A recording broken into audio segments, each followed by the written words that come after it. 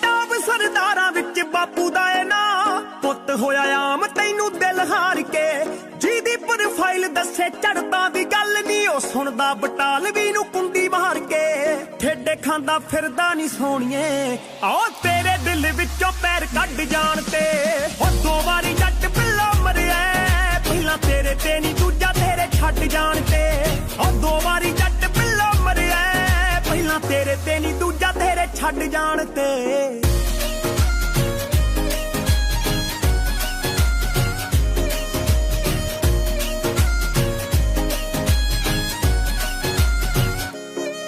Bunk ਮਾਰ ਕੇ ਦਿਖਾਇਆ ਤੈਨੂੰ ਸ਼ਿਮਲਾ, ਤੂੰ ਵੀ ਸੈਮੀਨਾਰ ਆਈ ਘਰੇ ਬੋਲ ਕੇ। ਟਾਈਟੈਨਿਕ ਦੇ ਪੋਜ਼ ਤੇਰੇ ਫੇਵਰਿਟ, ਉਹ ਕਿੰਨੇ ਮਾਰਦੀ ਸੀ ਸਨ ਰੂਫ ਖੋਲ ਕੇ। ਨਿੱਤ ਮਿਲਦੀ ਸੀ ਪਹਿਲਾਂ ਤੂੰ ਕਲਾਸ ਤੋਂ, ਨੀ ਤੇਰੀ ਮਾਰਨਿੰਗ ਹੁੰਦੀ ਉਦੋਂ ਗੁੱਡ ਆਣ ਕੇ। ਉਹ 2 ਵਾਰੀ ਜੱਟ ਪਿੱਲਾ ਮਰਿਆ, ਪਹਿਲਾਂ ਤੇਰੇ ਤੇ ਨੀ ਦੂਜਾ ਤੇਰੇ ਛੱਡ ਜਾਣ ਤੇ। ਉਹ 2 ਵਾਰੀ ਜੱਟ ਪਿੱਲਾ ਮਰਿਆ, ਪਹਿਲਾਂ ਤੇਰੇ ਤੇ ਨੀ ਦੂਜਾ ਤੇਰੇ ਛੱਡ ਜਾਣ ਤੇ।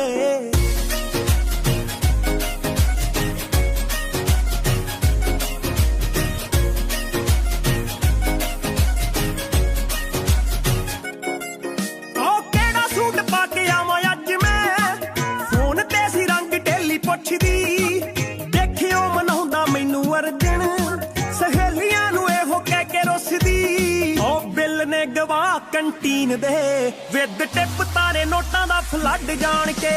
ਉਹ 2 ਵਾਰੀ ਜੱਟ ਪਿੱਲਾ ਮਰਿਆ, ਪਹਿਲਾਂ ਤੇਰੇ ਤੇ ਨੀ ਦੂਜਾ ਤੇਰੇ ਛੱਡ ਜਾਣ ਤੇ। ਉਹ 2 ਵਾਰੀ ਜੱਟ ਪਿੱਲਾ ਮਰਿਆ, ਪਹਿਲਾਂ ਤੇਰੇ ਤੇ ਨੀ ਦੂਜਾ ਤੇਰੇ ਛੱਡ ਜਾਣ ਤੇ।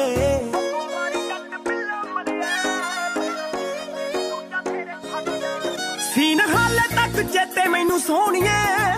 ਚੋਰੀ ਤੇਰੇ ਹੋਸਟਲ ਆਉਣ ਦਾ। ਵਾਰਡਨਾਂ ਤੋਂ ਗਾਲਾਂ ਵਾਲੀ ਵਾਰਨਿੰਗ, ਤੇ ਪਹਿਲੀ ਵਾਰੀ ਠਾਣੇ ਪੈਰ ਪਾਉਣ ਦਾ। ਅੱਜ ਤਾਈਂ ਬਾਪੂ ਟੌਂਟ ਮਾਰਦਾ, ਕੱਢੀ ਕਰਦੀ ਸ਼ਰਾਬ ਨਾਲ ਰੱਜ ਜਾਣ ਤੇ।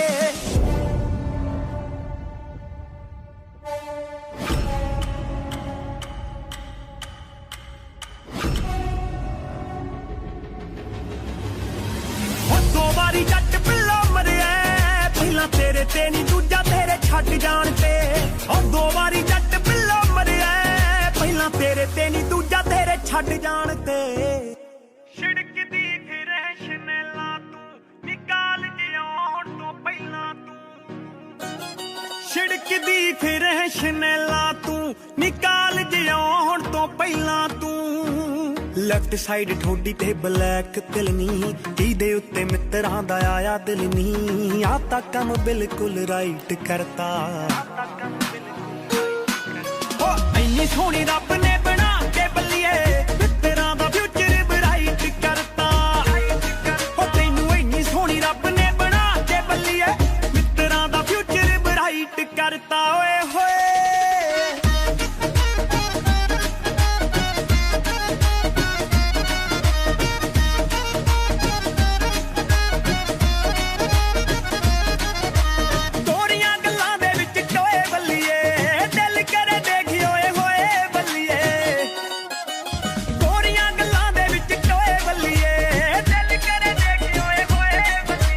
ਜੱਚਦੀ ਏ ਭਾਲੀ ਲਾ ਕੇ ਐਨਕ ਜੀ ਕਾਲੀ, ਬਿੱਲੋ ਦਿਨ ਦਾ ਮਾਹੌਲ ਜਮਾ ਨਾਈਟ ਕਰਤਾ। ਹੋ ਇੰਨੀ ਸੋਹਣੀ ਰੱਬ ਨੇ ਬਣਾ ਕੇ ਬੱਲੀਏ, ਮਿੱਤਰਾਂ ਦਾ ਫਿਊਚਰ ਬਰਾਈਟ ਕਰਤਾ। ਹੋ ਤੈਨੂੰ ਇੰਨੀ ਸੋਹਣੀ ਰੱਬ ਨੇ ਬਣਾ ਕੇ ਬੱਲੀਏ, ਮਿੱਤਰਾਂ ਦਾ ਫਿਊਚਰ ਬਰਾਈਟ ਕਰਤਾ। ਓਏ ਹੋਏ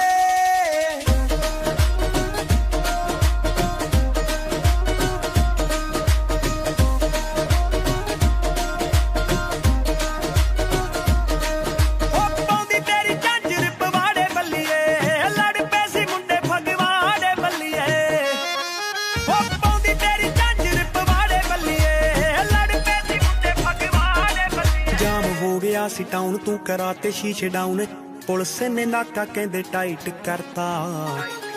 ਹੋ ਇੰਨੀ ਸੋਹਣੀ ਰੱਬ ਨੇ ਬਣਾ ਕੇ ਬੱਲੀਏ, ਮਿੱਤਰਾਂ ਦਾ ਫਿਊਚਰ ਬਰਾਈਟ ਕਰਤਾ।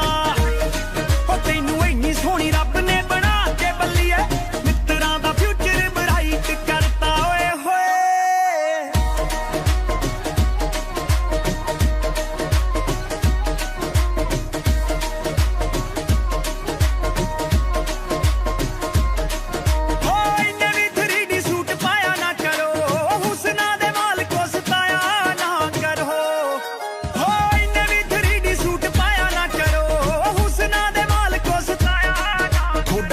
ਕਿਹਾ ਜਨਾਬ ਕਰੇ ਸਿਫਤਾਂ ਪੰਜਾਬ ਤਾਂ ਹੀ ਵੈਸ ਵੈਸ ਨਹੀਂ ਵੀ ਗੀਤ ਰਾਈਟ ਕਰਤਾ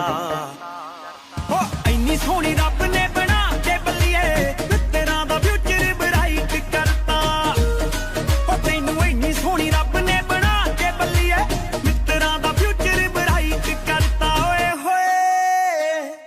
ਤੇਰੇ ਨਾਲੋਂ ਟੁੱਟੀਆਂ ਨੀ ਮੌਜਾਂ ਅਸੀਂ ਲੁੱਟੀਆਂ ਨੀ ਮਹੀਨੇ ਮੂਨੇ ਕਿੱਥੇ ਦਿਨਾਂ ਬਾਅਦ ਆ ਗਈ ਤੇਰੇ ਨਾਲੋਂ ਟੁੱਟੀਆਂ ਨੀ ਮੌਜਾਂ ਅਸੀਂ ਲੁੱਟੀਆਂ ਨੀ ਮਹੀਨੇ ਮੂਨੇ ਕਿੱਥੇ ਦਿਨਾਂ ਬਾਅਦ ਆ ਗਈ ਉਹ ਪਹਿਲੇ ਵੀਕ ਖੁਸ਼ ਹੋਇਆ ਦੂਜੇ ਵੀਕ ਪੈਗ ਲਾਏ ਤੀਜੇ ਵੀਕ ਫੇਰ ਤੇਰੀ ਯਾਦ ਆ ਗਈ ਨੀ ਮੈਂ ਪਹਿਲੇ ਵੀਕ ਖੁਸ਼ ਹੋਇਆ ਦੂਜੇ ਵੀਕ ਪੈਗ ਲਾਏ ਤੀਜੇ ਵੀਕ ਫੇਰ ਤੇਰੀ ਯਾਦ ਆ ਗਈ ਨੀ ਮੈਂ ਪਹਿਲੇ ਵੀਕ ਖੁਸ਼ ਹੋਇਆ ਦੂਜੇ ਵੀਕ ਪੈਗ ਲਾਏ ਤੀਜੇ ਵੀਕ ਫੇਰ ਤੇਰੀ ਯਾਦ ਆ ਗਈ ਤੀਜੇ ਵੀਕ ਫੇਰ ਤੇਰੀ ਯਾਦ ਆ ਗਈ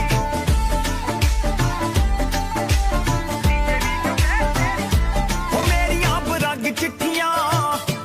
ਹੋਣੀਆਂ ਨੇ ਤੈਨੂੰ ਮਿਲੀਆਂ ਮੈਂ ਜਦੋਂ ਤੈਨੂੰ ਸਭ ਪਾਸਿਓਂ ਬਲੌਕ ਕਰਤਾ ਨੀ ਤੇਰੇ ਦਿੱਤੇ ਤੋਹਫਿਆਂ ਨੂੰ ਤੇ ਰੰਗ ਵਿੱਚ ਪਾ ਕੇ ਬੱਲੀਏ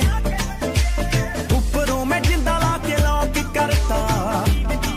ਨੀਂਦ ਚੈਨ ਨਾਲ ਆਈ ਜਦੋਂ ਅੱਖ ਸੀ ਮੈਂ ਲਾਈ ਉਦੋਂ ਸੁਪਨੇ ਚ ਕਰਨ ਤੂੰ ਲਾਡ ਆ ਗਈ ਨੀ ਮੈਂ ਪਹਿਲੇ ਵੀਕ ਖੁਸ਼ ਹੋਇਆ ਦੂਜੇ ਵੀਕ ਪੈਗ ਲਾਏ ਤੀਜੇ ਵੀਕ ਫੇਰ ਤੇਰੀ ਯਾਦ ਆ ਗਈ ਨੀ ਮੈਂ ਪਹਿਲੇ ਵੀਕ ਖੁਸ਼ ਹੋਇਆ ਦੂਜੇ ਵੀਕ ਪੈਗ ਲਾਏ ਤੀਜੇ ਵੀਕ ਫੇਰ ਤੇਰੀ ਯਾਦ ਆ ਗਈ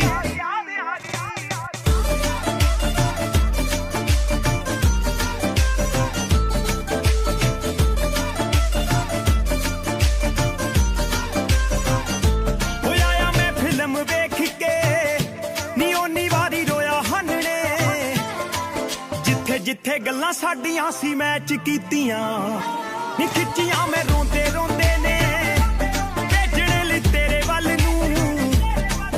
ਈਮੇਲ ਵਿੱਚ ਫੋਟੋਆਂ ਅਟੈਚ ਕੀਤੀਆਂ ਜਦੋਂ ਨਾਮ ਤੇਰਾ ਪਾਇਆ ਫਿਰ ਚੇਤਾ ਮੈਨੂੰ ਆਇਆ ਇਹ ਤਾਂ ਉਹੀ ਜਿਹੜੀ ਕਰ ਬਰਬਾਦ ਖਾ ਗਈ ਨੀ ਮੈਂ ਪਹਿਲੇ ਵੀਕ ਖੁਸ਼ ਹੋਇਆ ਦੂਜੇ ਵੀਕ ਪੈਗ ਲਾਏ ਤੀਜੇ ਵੀਕ ਫੇਰ ਤੇਰੀ ਯਾਦ ਆ ਗਈ ਨੀ ਮੈਂ ਪਹਿਲੇ ਵੀਕ ਖੁਸ਼ ਹੋਇਆ ਦੂਜੇ ਵੀਕ ਪੈਗ ਲਾਏ ਤੀਜੇ ਵੀਕ ਫੇਰ ਤੇਰੀ ਯਾਦ ਆ ਗਈ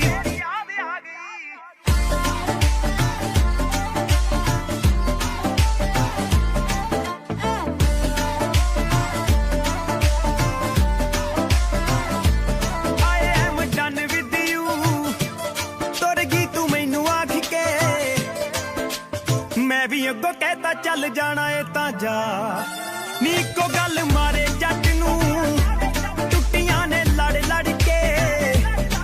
ਵੈਸੇ ਦਿਲਾਂ 'ਚ ਸੀ ਇੱਕ ਦੂਜੇ ਵਾਸਤੇ ਵਫਾ ਲਿਖੇ ਬੈਸ ਬੈਸ ਗਾਣੇ ਗਾਉਂਦੇ ਫਿਰਦੇ ਨੇ ਆਣੇ ਤਾਂ ਹੀ ਫੀਲਿੰਗ ਜਹੀ ਏ ਧੰਨਵਾਦ ਆ ਗਈ ਨੀ ਮੈਂ ਪਹਿਲੇ ਵੀਕ ਖੁਸ਼ ਹੋਇਆ ਦੂਜੇ ਵੀਕ ਪੈਗ ਲਾਏ ਤੀਜੇ ਵੀਕ ਫੇਰ ਦੇ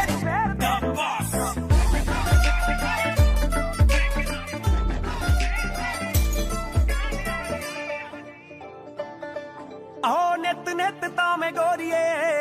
ਇਹ ਦੁੱਖ ਵੀ ਨਹੀਂ ਯਾਰ ਕਰਦਾ ਮੇਰੇ ਖਾਸ ਯਾਰ ਬੇਲੀ ਜਾਣਦੇ ਤੈਨੂੰ ਕਿੰਨਾ ਸੀ ਪਿਆਰ ਕਰਦਾ ਹੋ ਮੁੰਡਾ ਅੱਜ ਵੀ ਤੂੰ ਚਿੱਤੀ ਵਿੱਚ ਨਹੀਂ ਕਿ ਤੂੰ ਪਾਲਦੀ ਸੀ ਕੀ ਬੱਲੀਏ ਤੇਰੀ ਯਾਦ ਨਾਲ ਆਉਣੀ ਚਾਹੀਦੀ ਹੋ ਇੱਕ ਬੋਤਲ ਫਰੀ ਬੱਲੀਏ ਤੇਰੀ ਯਾਦ ਨਾਲ ਆਉਣੀ ਚਾਹੀਦੀ ਹੋ ਇੱਕ ਬੋਤਲ ਫਰੀ ਬੱਲੀਏ ਠੇਕੇ ਵਾਲਾ ਵੀ ਨਾ ਤਾਰ ਕਰਦਾ ਨਾ ਲੱਗੇ ਨੋਟਾਂ ਦੇ ਢੀ ਬੱਲੀਏ ਤੇਰੀ ਯਾਦ ਨਾਲ ਆਉਣੀ ਚਾਹੀਦੀ ਹੋ ਇੱਕ ਬੋਤਲ ਦਾ ਬਾਸ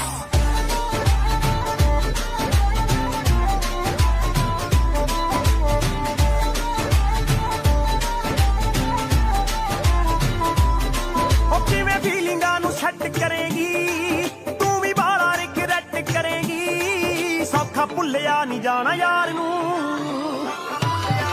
ਲੁੱਟੀ ਮੇਰੇ ਨਾਲ ਬਹਾਰ ਆਊਗੀ ਨਾਲੇ ਚੇਤੇ ਮੇਰੀ ਕਾਰ ਆਊਗੀ ਮੈਂ ਤਾਂ ਪੈਗ ਪੁੱਗ ਲਾ ਕੇ ਸਾਰ ਨੂੰ ਤੈਨੂੰ ਪੈਣਗੇ ਭੁਲੇਖੇ ਜੱਟ ਦੇ ਦੂਰੀ ਜਾਣੀ ਨਾ ਜਹੀ ਬੱਲੀਏ ਤੇਰੀ ਯਾਦ ਨਾਲ ਆਉਣੀ ਚਾਹੀਦੀ ਹੋ ਇੱਕ ਬੋਤਲ ਫਰੀ ਬੱਲੀਏ ਤੇਰੀ ਯਾਦ ਨਾਲ ਆਉਣੀ ਚਾਹੀਦੀ ਹੋ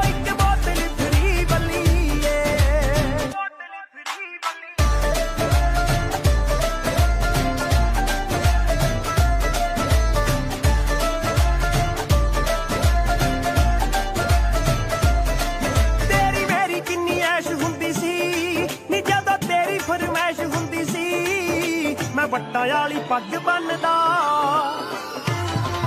ਮੂਨ ਵੱਲ ਨੂੰ ਇਸ਼ਾਰਾ ਕਰਕੇ ਮੈਨੂੰ ਆਖਦੀ ਸੀ ਬਾਂਹ ਫੜ ਕੇ ਕਿ ਤੂੰ ਜੱਟਾ ਪੀਸ ਚੰਨ ਦਾ ਉਹੀ ਚੰਨਿਆ ਬਠਿੰਡੇ ਚੜਦਾ ਜੋ ਤੇਰੇ ਚੜਦਾ ਸਰੀ ਵੱਲੀਏ ਤੇਰੀ ਯਾਦ ਨਾਲ ਆਉਣੀ ਚਾਹੀਦੀ ਹੋ ਇੱਕ ਬੋਤਲ ਫਰੀ ਵੱਲੀਏ ਤੇਰੀ ਯਾਦ ਨਾਲ ਆਉਣੀ ਚਾਹੀਦੀ ਹੋ ਇੱਕ ਬੋਤਲ ਫਰੀ ਵੱਲੀਏ ਬੋਤਲ ਫਰੀ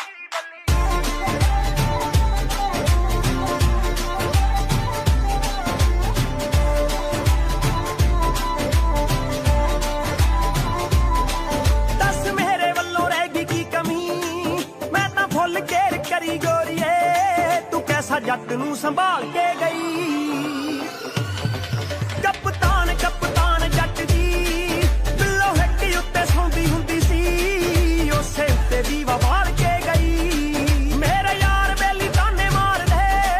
ਪੀ ਕੇ ਕਰਦੇ ਖਰੀ ਵੱਲੀਏ ਤੇਰੀ ਯਾਦ ਨਾਲ ਆਉਣੀ ਚਾਹੀਦੀ ਹੋ ਇੱਕ ਬੋਤਲ ਫਰੀ ਵੱਲੀਏ ਤੇਰੀ ਯਾਦ ਨਾਲ ਆਉਣੀ ਚਾਹੀਦੀ ਹੋ ਇੱਕ ਬੋਤਲ ਫਰੀ ਵੱਲੀਏ ਤੇਰੀ ਯਾਦ ਨਾਲ ਆਉਣੀ ਚਾਹੀਦੀ ਹੋ ਇੱਕ ਬੋਤਲ ਫਰੀ ਵੱਲੀਏ ਇੰਨੇ ਵਿੱਚ ਮੁੰਡਾ ਮਸ਼ਹੂਰ ਹੋ ਗਿਆ Daisy Crew, Daisy Crew, Daisy Crew. ਮੁੰਡਾ ਮਸ਼ਹੂਰ ਹੋ ਪਹਿਲੀ ਵਾਰੀ ਮਿਲੇ ਆਪਾਂ ਸੰਗ ਦੇ ਸੰਗਾਉਂਦੇ ਹੋ ਦੂਜੀ ਵਾਰੀ ਮਿਲੇ ਆਪਾਂ ਕੌਫੀ ਦੇ ਬਹਾਨੇ ਤੀਜੀ ਵਾਰੀ ਕਾਦੀ ਤੈਨੂੰ ਫਿਲਮ ਵਿਖਾਈ ਨਹੀਂ ਚੌਥੀ ਵਾਰੀ ਆ ਕੰਮ ਹੋ ਗਿਆ ਰਕਾਨੇ ਨੀ ਇਹ ਜਿਹਨੇ ਵੀ ਇਹ ਕੀਤਾ ਨਹੀਂ ਉਹ ਠੀਕ ਨਹੀਂ ਸਾਲਾ ਚਰਚਾ ਨਜਾਇਜ਼ ਦੂਰ ਦੂਰ ਹੋ ਗਿਆ ਸਾਡੀ ਇਕੱਠਿਆਂ ਦੀ ਫੋਟੋ ਹੋ ਗਈ ਲੀਕ ਨਹੀਂ ਇੰਨੇ ਵਿੱਚ ਮੁੰਡਾ ਮਸ਼ਹੂਰ ਹੋ ਗਿਆ ਸਾਡੀ ਇਕੱਠਿਆਂ ਦੀ ਫੋਟੋ ਹੋ ਗਈ ਲੀਕ ਨਹੀਂ ਇੰਨੇ ਵਿੱਚ ਮੁੰਡਾ ਮਸ਼ਹੂਰ ਹੋ ਗਿਆ ਮਸ਼ਹੂਰ ਹੋ ਗਿਆ ਨਹੀਂ ਫੋਟੋ ਹੋ ਗਈ ਇੰਨੇ ਵਿੱਚ ਮੁੰਡਾ ਮਸ਼ਹੂਰ ਹੋ ਗਿਆ ਫੋਟੋ ਹੋ ਗਈ ਇੰਨੇ ਵਿੱਚ ਮੁੰਡਾ ਮਸ਼ਹੂਰ ਹੋ ਗਿਆ ਰਿਸ਼ਤੇਦਾਰਾਂ ਦੇ ਫੋਨ ਖੜਕ ਗਏ ਚੰਬਲ ਗਿਆ ਕਹਿੰਦੇ ਕਾਕਾ ਜੀ ਛੇਤੀ ਪਿੰਡ ਬੁਲਾ ਲਓ ਇਹਨੂੰ ਕਰਨਾ ਦੇਵੇ ਕੋਈ ਵਾਕਾ ਜੀ ਕਰਨਾ ਦੇਵੇ ਕੋਈ ਵਾਕਾ ਜੀ ਰਿਸ਼ਤੇਦਾਰਾਂ ਦੇ ਫੋਨ ਖੜਕ ਗਏ ਚੰਬਲ ਗਿਆ ਕਹਿੰਦੇ ਕਾਕਾ ਜੀ ਛੇਤੀ ਪਿੰਡ ਬੁਲਾ ਲਓ ਇਹਨੂੰ ਕਰਨਾ ਦੇਵੇ ਕੋਈ ਵਾਕਾ ਜੀ ਸਾਡਾ ਰੁੱਸ ਗਿਆ ਚਾਚਾ ਅਮਰੀਕ ਨੀ ਨਾਲੇ ਗੁੱਸੇ ਮੇਰਾ ਮਾਮਾ ਭਰਪੂਰ ਹੋ ਗਿਆ ਸਾਡੀ ਇਕੱਠਿਆਂ ਦੀ ਫੋਟੋ ਹੋ ਗਈ ਲੀਕ ਨੀ ਇੰਨੇ ਵਿੱਚ ਮੁੰਡਾ ਮਸ਼ਹੂਰ ਹੋ ਗਿਆ ਸਾਡੀ ਇਕੱਠਿਆਂ ਦੀ ਫੋਟੋ ਹੋ ਗਈ ਲੀਕ ਨੀ ਇੰਨੇ ਵਿੱਚ ਮੁੰਡਾ ਮਸ਼ਹੂਰ ਹੋ ਗਿਆ ਮਸ਼ਹੂਰ ਹੋ ਗਿਆ ਨੀ ਸਾਡੀ ਇਕੱਠਿਆਂ ਦੀ ਫੋਟੋ ਹੋ ਗਈ ਸਾਡੀ ਇਕੱਠਿਆਂ ਦੀ ਫੋਟੋ ਹੋ ਗਈ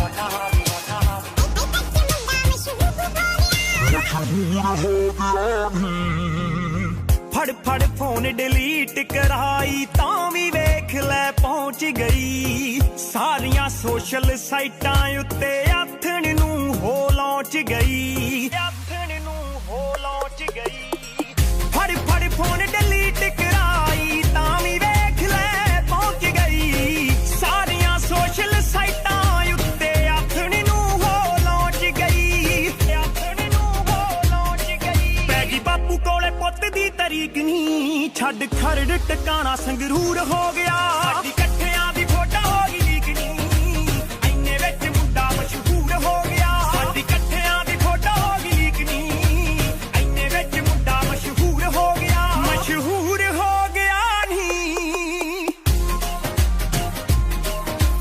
ਇੰਨੇ ਵਿੱਚ ਮੁੰਡਾ ਮਸ਼ਹੂਰ ਹੋ ਗਿਆ ਇੰਨੇ ਵਿੱਚ ਮੁੰਡਾ ਮਸ਼ਹੂਰ ਹੋ ਗਿਆ ਗੀਤਾ ਕਰਕੇ ਬੈਂਸ ਬੈਂਸ ਨਹੀਂ ਫੋਟੋ ਕਰਕੇ ਹੋ ਗਈ ਆ ਮੈਨੂੰ ਵੀ ਲੋਕੀ ਜਾਣਨ ਲੱਗ ਗਏ ਤੈਨੂੰ ਵੀ ਕਹਿੰਦੇ ਆਓ ਗਈ ਆ ਤੈਨੂੰ ਵੀ ਕਹਿੰਦੇ ਆਓ ਗਈ ਆ ਗੀਤਾ ਕਰਕੇ ਬੈਂਸ ਬੈਂਸ ਨਹੀਂ ਫੋਟੋ ਕਰਕੇ ਹੋ ਗਈ ਆ ਮੈਨੂੰ ਵੀ ਲੋਕੀ ਜਾਣਨ ਲੱਗ ਗਏ ਤੈਨੂੰ ਵੀ ਕਹਿੰਦੇ ਆਓ ਗਈ ਆ ਮੈਨੂੰ ਤੂੰ ਵੀ ਲੱਗੇ ਪਹਿਲਾਂ ਨਾਲੋਂ ਵੀਕ ਨਹੀਂ ਧੱਕਾ ਸਾਡੇ ਨਾਲ ਥੋੜਾ ਤਾਂ ਜ਼ਰੂਰ ਹੋ ਗਿਆ ਸਾਡੀ ਇਕੱਠਿਆਂ ਦੀ ਫੋਟੋ ਹੋ ਗਈ ਲੀਕ ਨੀ ਇੰਨੇ ਵਿੱਚ ਮੁੰਡਾ ਮਸ਼ਹੂਰ ਹੋ ਗਿਆ ਸਾਡੀ ਇਕੱਠਿਆਂ ਦੀ ਫੋਟੋ ਹੋ ਗਈ ਲੀਕ ਨੀ ਇੰਨੇ ਵਿੱਚ ਮੁੰਡਾ ਮਸ਼ਹੂਰ ਹੋ ਗਿਆ ਨੀ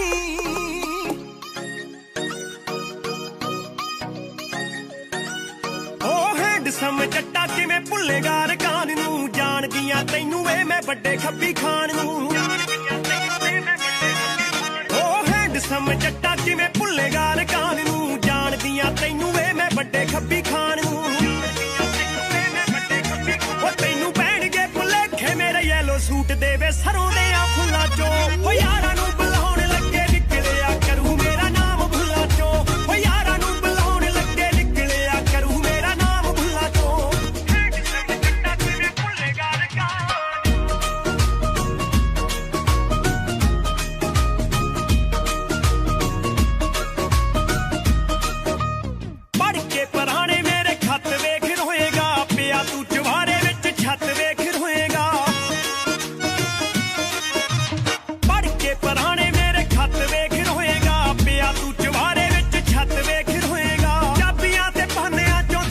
ਕਰੂ ਮੈਂ ਸਾਰਿਆਂ ਹੀ ਟੂਲਾਂ ਚੋਂ ਓ ਯਾਰਾਂ ਨੂੰ ਬੁਲਾਉਣ ਲੱਗੇ ਨਿਕਲਿਆ ਕਰੂ ਮੇਰਾ ਨਾਮ ਭੁੱਲਾਂ ਚੋਂ ਓ ਯਾਰਾਂ ਨੂੰ ਬੁਲਾਉਣ ਲੱਗੇ ਨਿਕਲਿਆ ਕਰੂ ਮੇਰਾ ਨਾਮ ਭੁੱਲਾਂ ਚੋਂ ਸਮ ਜੱਟਾ ਕਿਵੇਂ ਭੁੱਲੇਗਾ ਰਕਾਨ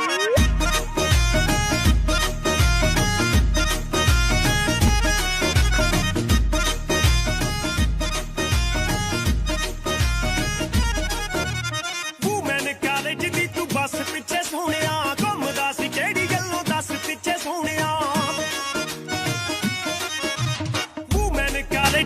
ਬੱਸ ਪਿੱਛੇ ਸੋਹਣਿਆ ਘੁੰਮਦਾ ਸੀ ਕਿਹੜੀ ਗੱਲੋਂ ਦੱਸ ਪਿੱਛੇ ਸੋਹਣਿਆ ਤੋਂ ਨਵੇਂ ਨਵੇਂ ਕਰਕੇ ਪਲਾਸ ਟੂਸੀ ਆਏ ਪਿੰਡਾਂ ਦੇ ਸਕੂਲਾਂ ਚੋਂ ਓ ਯਾਰਾਂ ਨੂੰ ਬੁਲਾਉਣ ਲੱਗੇ ਨਿਕਲਿਆ ਕਰੂ ਮੇਰਾ ਨਾਮ ਭੁੱਲਾਂ ਚੋਂ ਓ ਯਾਰਾਂ ਨੂੰ ਬੁਲਾਉਣ ਲੱਗੇ ਨਿਕਲਿਆ ਕਰੂ ਮੇਰਾ ਨਾਮ ਭੁੱਲਾਂ ਚੋਂ ਸਮ ਜੱਟਾ ਕਿਵੇਂ ਭੁੱਲੇਗਾ ਰਕਾਨ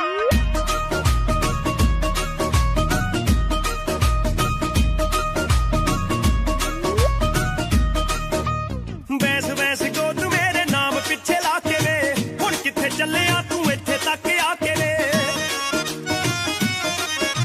ਹੋ ਬੈਂਸ ਬੈਂਸ ਗੋ ਤੂੰ ਮੇਰੇ ਨਾਮ ਪਿੱਛੇ ਲਾ ਕੇ ਵੇ ਹੁਣ ਕਿੱਥੇ ਚੱਲਿਆ ਤੂੰ ਇੱਥੇ ਤੱਕ ਆ ਕੇ ਵੇ ਅੱਡਾ ਨੀ ਜੱਟ ਕਿੱਥੇ ਗਈ ਉਹ ਗੱਲ ਤੇਰਿਆਂ ਅਸੂਲਾਂ ਚੋਂ ਓ ਯਾਰਾਂ ਨੂੰ ਬੁਲਾਉਣ ਲੱਗੇ ਨਿਕਲਿਆ ਕਰੂ ਮੇਰਾ ਨਾਮ ਭੁੱਲਾਂ ਚੋਂ ਓ ਯਾਰਾਂ ਨੂੰ ਬੁਲਾਉਣ ਲੱਗੇ ਨਿਕਲਿਆ ਕਰੂ ਮੇਰਾ ਨਾਮ ਭੁੱਲਾਂ ਚੋਂ ਸਮ ਜੱਟਾ ਕਿਵੇਂ ਭੁੱਲੇਗਾ ਰਕਾਨ Sick of talk.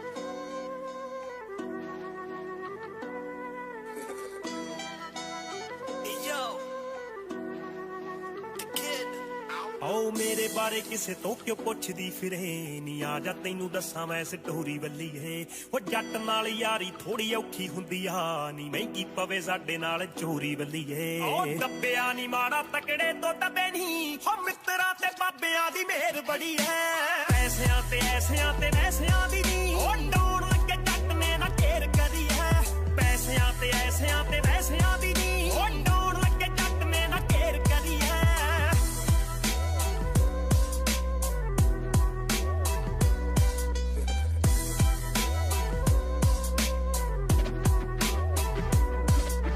ਜੇਰਾ ਤੇ ਗਰੂਰ ਕਿੱਥੇ ਹੱਟ ਤੋਂ ਮਿਲੇ ਅਕਲਾਂ ਦੀ ਪੰਡ ਸ਼ੇਰਾ ਸੱਟ ਤੋਂ ਮਿਲੇ ਲਾਰਿਆਂ ਦੀ ਡੇਟ ਮਿਲੇ ਗੌਰਮੈਂਟ ਤੋਂ ਹੱਲ ਹਰ ਮਸਲੇ ਦਾ ਜੱਟ ਤੋਂ ਮਿਲੇ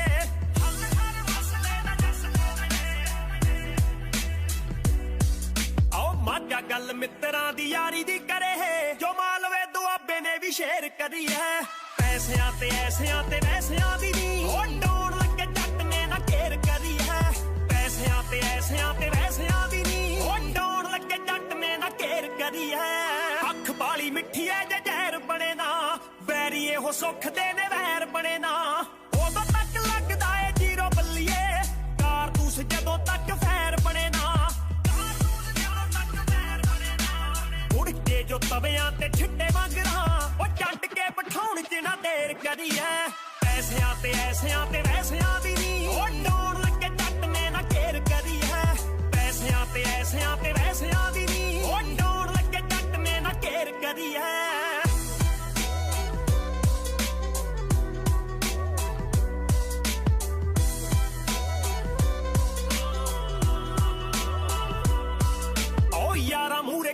ਵੀ ਹਜ਼ਾਰਾਂ ਦਾ ਕੁੜੇ ਮਾਣ ਨਹੀਂ ਉਹ ਕੋਠੀਆਂ ਤੇ ਕਾਰਾਂ ਦਾ ਕੁੜੇ ਓਏ ਅਰਜਨ ਜਿੱਥੇ ਠਾਠ ਨਾਲ ਰਹੇ ਨੀ ਉਹ ਰੈਜ਼ੀਡੈਂਸ ਦਿਲ ਮੇਰੇ ਯਾਰਾਂ ਦਾ ਕੁੜੇ ਉਹ ਰੈਜ਼ੀਡੈਂਸ ਦਿਲ ਮੇਰੇ ਯਾਰਾਂ ਦਾ ਨੇਜਿਆਂ ਬੰਦੂਕਾਂ ਦੇ ਨਾ ਕੱਲੇ ਹੌਸਲੇ ਉਹ ਵੇਖਣੀ ਵੀ ਮਿੱਤਰਾਂ ਦੀ ਸ਼ੇਰ ਬੜੀ ਐ ਪੈਸਿਆਂ ਤੇ ਐਸਿਆਂ ਤੇ ਵੈਸਿਆਂ ਦੀ ਨੀ ਉਹ ਡਾਉਣ ਲੱਗੇ ਜੱਟ ਨੇ ਨਾ ਘੇਰ ਕਰੀ ਐ ਪੈਸਿਆਂ ਤੇ ਐਸਿਆਂ ਤੇ ਵੈਸਿਆਂ ਦੀ ਨੀ ਉਹ ਡਾਉਣ ਲੱਗੇ ਜੱਟ ਨੇ ਨਾ ਪੈਸਿਆਂ ਤੇ ਐਸਿਆਂ ਤੇ ਵੈਸਿਆਂ ਦੀ ਨੀ ਉਹ ਡਾਉਣ ਲੱਗੇ ਜੱਟ ਨੇ ਨਾ ਘੇਰ ਕਰੀ ਐ ਪੈਸਿਆਂ ਤੇ ਐਸਿਆਂ ਤੇ ਵੈਸਿਆਂ ਦੀ ਨੀ ਉਹ ਡਾਉਣ ਲੱਗੇ ਜੱਟ ਨੇ ਨਾ ਘੇਰ ਕਰੀ ਐ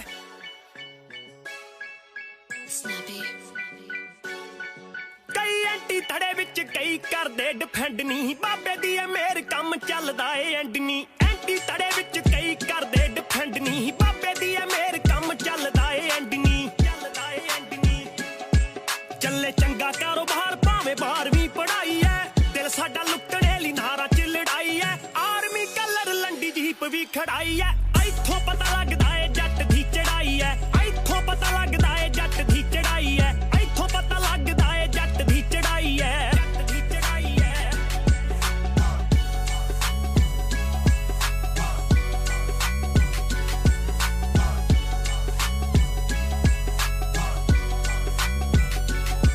ਚਿੱਟਾ ਕੁੜਤਾ ਪਜਾਮਾ ਵੱਜੇ ਐਲਪੀ ਰਿਕਾਰਡ ਨਹੀਂ ਫੇਲ ਨਹੀਂ ਹੋਏ ਲਾਏ ਜੱਟ ਦੇ ਜਗਾੜ ਚਿੱਟਾ ਕੁੜਤਾ ਪਜਾਮਾ ਵੱਜੇ ਐਲਪੀ ਰਿਕਾਰਡ ਨਹੀਂ ਫੇਲ ਨਹੀਂ ਹੋਏ ਲਾਏ ਜੱਟ ਦੇ ਜਗਾੜ ਨਹੀਂ ਜੱਟ ਦੇ ਜਗਾੜ ਨਹੀਂ ਥੱਲੇ ਛੱਡੀ ਦੀ ਐ ਫੋੜ ਤਾਜੀ ਫਸਲ ਵਢਾਈ ਐ ਇੱਥੋਂ ਪਤਾ ਲੱਗਦਾ ਏ ਜੱਟ ਦੀ ਚੜਾਈ ਐ ਇੱਥੋਂ ਪਤਾ ਲੱਗਦਾ ਏ ਜੱਟ ਦੀ ਚੜਾਈ ਐ ਇੱਥੋਂ ਪਤਾ ਲੱਗਦਾ ਏ ਜੱਟ ਦੀ ਚੜਾਈ ਐ ਜੱਟ ਦੀ ਚੜਾਈ ਐ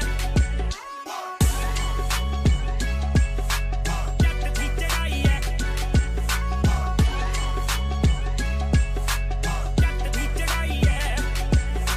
ਵੈਰੀ ਰੱਖੇ ਗੋਡਿਆਂ ਤੇ ਮੋਢੇ ਤੇ ਬੰਦੂਕ ਨੀ ਚਾਚੇ ਤਾਏ ਭਾਈਆਂ ਵਿੱਚ ਮੁੱਢ ਤੋਂ ਸਲੂਕ ਨੀ ਵੈਰੀ ਰੱਖੇ ਗੋਡਿਆਂ ਤੇ ਮੋਢੇ ਤੇ ਬੰਦੂਕ ਨੀ ਚਾਚੇ ਤਾਏ ਭਾਈਆਂ ਵਿੱਚ ਮੁੱਢ ਤੋਂ ਸਲੂਕ ਨੀ ਜਿੱਥੇ ਅੜਦੀ ਗਰਾਰੀ ਪੂਰੀ ਮਿੱਤਰਾਂ ਅੜਾਈ ਐ ਇੱਥੋਂ ਪਤਾ ਲੱਗਦਾ ਏ ਜੱਟ ਦੀ ਚੜਾਈ ਐ ਇੱਥੋਂ ਪਤਾ ਲੱਗਦਾ ਏ ਜੱਟ ਦੀ ਚੜਾਈ ਐ ਇੱਥੋਂ ਪਤਾ ਲੱਗਦਾ ਏ ਜੱਟ ਦੀ ਚੜਾਈ ਐ ਜੱਟ ਦੀ ਚੜਾਈ ਐ ਇੱਥੋਂ ਪਤਾ ਲੱਗਦਾ ਏ ਜੱਟ ਦੀ ਚੜਾਈ ਐ ਇੱਥੋਂ ਪਤਾ ਲੱਗਦਾ ਏ ਜੱਟ ਦੀ ਚੜਾਈ ਐ ਲਫ਼ਜ਼ ਵੀ ਘੱਟ ਪੈਂਦੇ ਜੱਟ ਦੀ ਤਾਰੀਫ ਚ ਰੰਬੇ ਪਿੰਡ ਆ ਜਾ ਤੈਨੂੰ ਦੱਸੂਗਾ ਬਰੀਫ ਚ ਉਹ ਲਫ਼ਜ਼ ਵੀ ਘੱਟ ਪੈਂਦੇ ਜੱਟ ਦੀ ਤਾਰੀਫ ਚ ਮਾਝੇ ਵੱਲ ਆ ਜਾ ਤੈਨੂੰ ਦੱਸੂਗਾ ਬਰੀਫ ਚ ਦੱਸੂਗਾ ਬਰੀਫ ਚ ਉਹ ਪੂਰੀ ਵੈਰੀਆਂ ਦੀ ਹਿੱਕ ਰੈਵ ਹੰਜਰਾ ਰੜਾਈ ਐ ਇੱਥੋਂ ਪਤਾ ਲੱਗਦਾ ਏ ਜੱਟ ਦੀ ਚੜਾਈ ਐ ਇੱਥੋਂ ਪਤਾ ਲੱਗਦਾ ਏ ਜੱਟ ਦੀ ਚੜਾਈ ਐ ਇੱਥੋਂ ਪਤਾ ਲੱਗਦਾ ਏ ਜੱਟ ਦੀ ਚੜਾਈ ਐ ਜੱਟ ਦੀ ਚੜਾਈ ਐ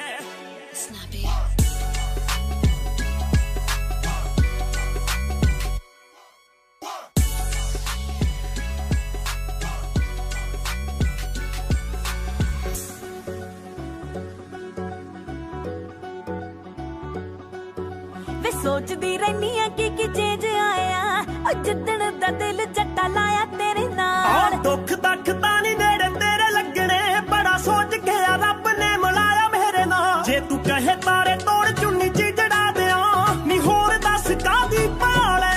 ਹੋ ਕਹਿਣ ਕੁੜੀਆਂ ਤੂੰ ਪਹਿਲਾਂ ਨਾਲੋਂ ਜ਼ਿਆਦਾ ਜੱਚਦੀ ਫਿਰ ਖੜੀ ਵੀ ਤਾਂ ਜੱਟ ਨਾਲ ਨੀ ਕਹਿਣ ਕੁੜੀਆਂ ਤੂੰ ਪਹਿਲਾਂ ਨਾਲੋਂ ਜ਼ਿਆਦਾ ਜੱਚਦੀ ਫਿਰ ਖੜੀ ਵੀ ਤਾਂ ਜੱਟ ਨਾਲ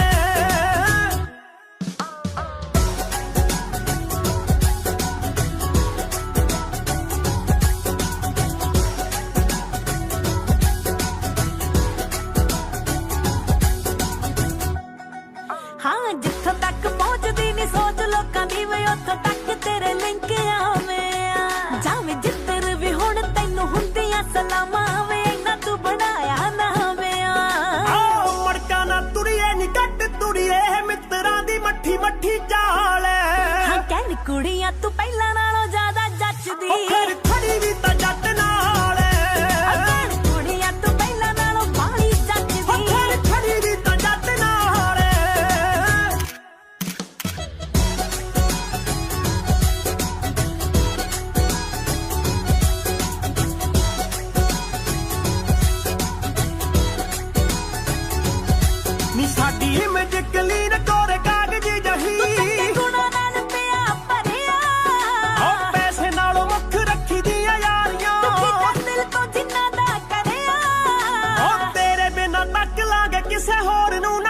दसा उठदा ख्याल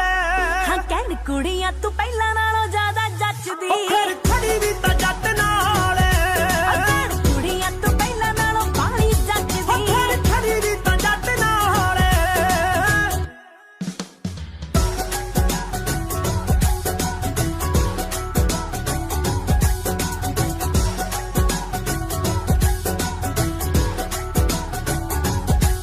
माड़ी चीज ते कदे ना अख टिकी जट दी कोई तोड़ नहीं पसंद तेरी ना लखा अल्लड़ा दा जट आ ड्रीम गोरीए शिकार हो गया तू मंगू मेरी ना ओ सैंपल आला भी केड़ा कट किसे तो नहीं देख किन्ना लिखदा कमाल हाँ कहन कुड़ियां तू पहला नालों ज्यादा जचदी फिर खड़ी भी तां जट नाल कहन कुड़ियां तू पहला नालों बाली जचदी फिर खड़ी भी तां जट नाल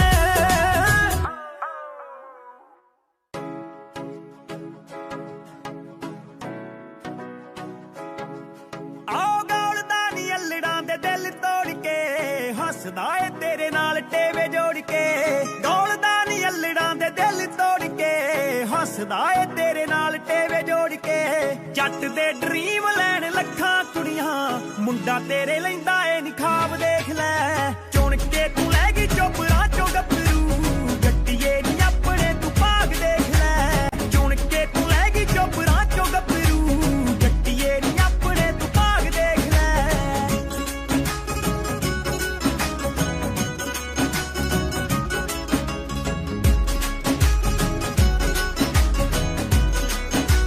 ले नस के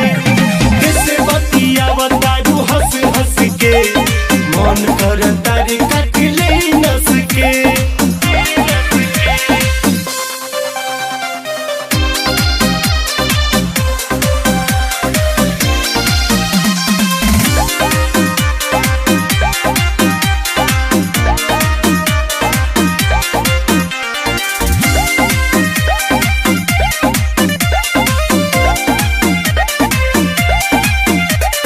रब की कसम हम तोहरा सिवा दूसरा के ना चाहनी हो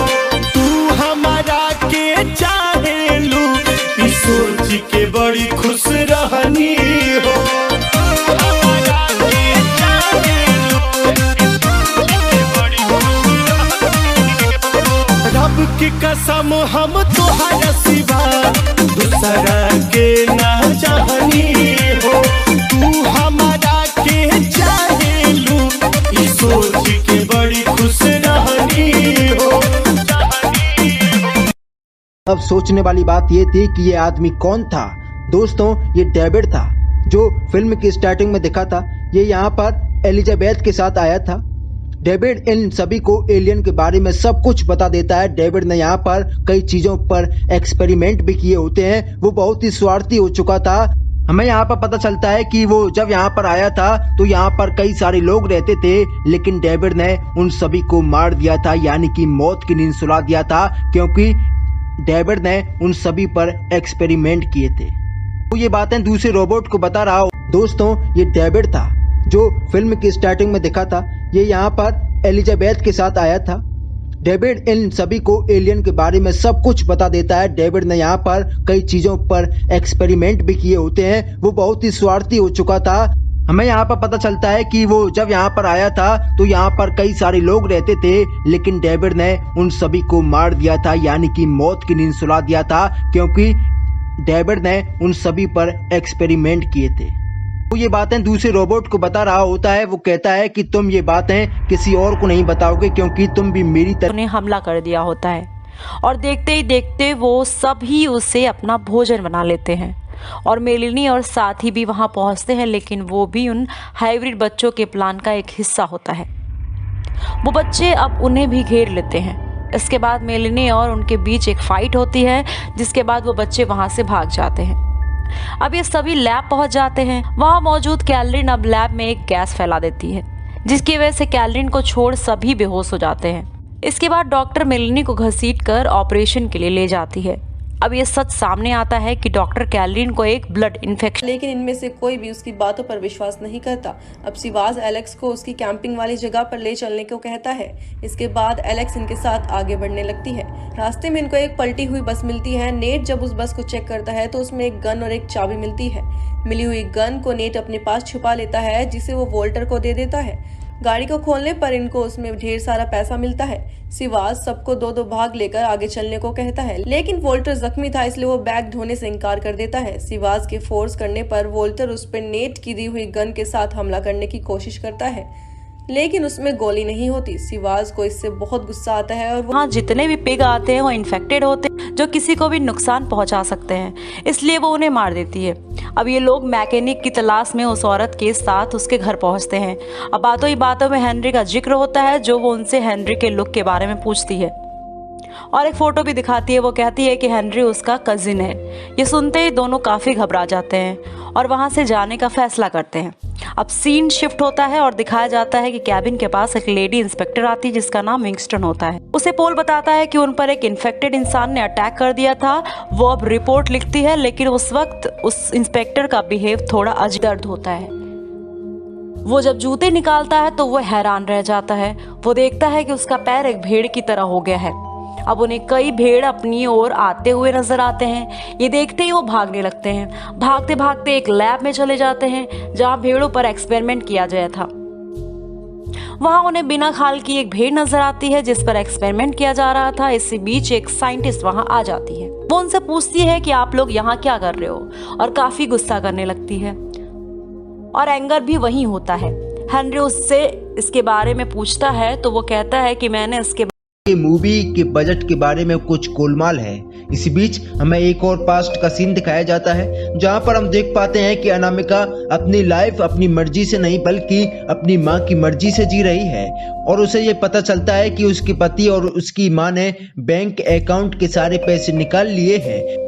ये बात जानकर वो अपने प्रेमी के पास चली जाती है और उससे कहती है कि आई एम विद यू, यानी कि मैं तुम्हारे साथ हूँ, और फिर आगे कहती है कि मैं तुम्हारे साथ लंदन जाने के लिए तैयार हूँ। जिसके बाद अनामिका अपने घर पर आती है तो हम देख पाते हैं कि उसका पति कोई कांटेक्ट नहीं हो पाता है। अब डिलन यही सोच रहा था कि ये सब थ्रेडियस की गेम है, क्योंकि सारे हॉर्समैन्स ने मिलकर उसको अरेस्ट कराया था, और थ्रेडियस कहता है कि ये सब मैंने नहीं कराया है, लेकिन मैं ये जानता हूँ कि ये सब कैसे हुआ है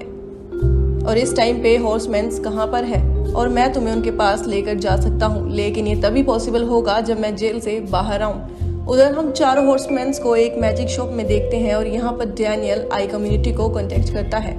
क्योंकि वोल्टर की बात मानने का भी उनका एक रीजन था कि वो उस चिप को चुरा कर आई को दे देंगे, और इसलिए डैनियल अब आई को कांटेक्ट करता है और अब वो बहुत ज्यादा अलर्ट सिक्योरिटी से लड़ूंगा। एजेंट टीनेजर लड़ाई शुरू कर देता है, लेकिन फाइनली एनेबिस उसको पकड़ लेती है, तो एनेबिस सबके सामने लाइव आके उस बच्चे को मार देती है। उसके बाद रेड टेल्वन कहता है कि मैं उसे छोड़ूंगा नहीं, तो वो उसके पास उसके अड्डे पर जाता है और वहां जाकर उसे मारने की कोशिश करता है, लेकिन रेड टेल्वन भी मारा जाता है। जब प्रेसिडेंट को इस बात का पता चलता है तो वो परेशान हो जाता है कि ऐसे कैसे हो सकता है, रेड टेल्वन कैसे मर सकता है। राइट हुक ने एक और बच्चे को ट्रेनिंग दी थी जिसका नाम है लिटिल विंगर्स। वो भी मार्वलस मैन जैसा होता है और उसे बेचता है एनेबिस के अड्डे पर। वहां जाकर वो तबाही मचा देता है और सबको मार देता है। नाइट हुक कोर्टेक्स से कहता नजर आता है जिसके पास कई भेड़ें होती हैं। उसे अचानक भेड़ों की आवाज आने लगती है जो बेहद डरी हुई मालूम होती हैं।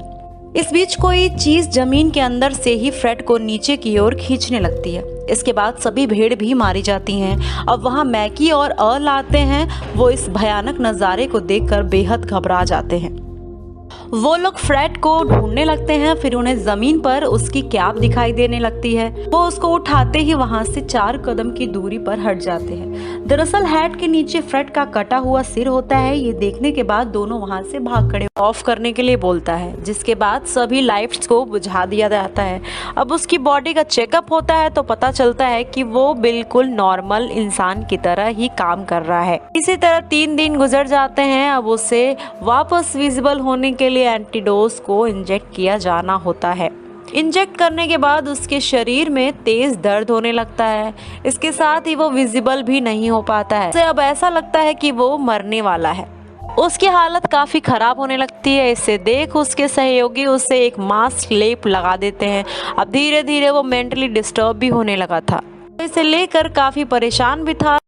जिंदा बच पाती है उस लड़की का नाम होता है सैली। उस लड़की ने पुलिस को अपना बयान दर्ज कराया था, जिसके बाद उसने इस बारे में किसी को भी नहीं बताया, यानी कि इस बारे में उसने कभी भी डिस्कस नहीं किया, क्योंकि दोस्तों ये बहुत ही भयावह कांड था।